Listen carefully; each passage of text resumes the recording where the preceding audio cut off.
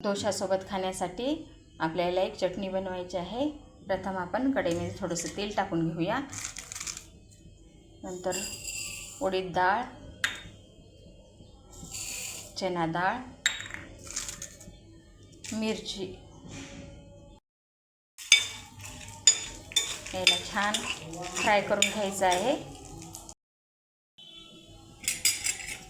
डाळ आपली golden brown झालेली आहे। आता आपण हे काढून घेऊया।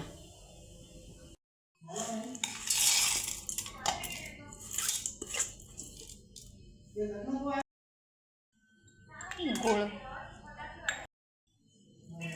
चिंच,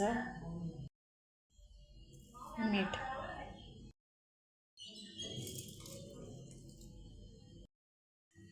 चटणीला आपल्याला तडका द्यायचा आहे। त्यासाठी तेल टाकलेल्या कढईमध्ये मोहरी, जिरे, कढीपत्ता,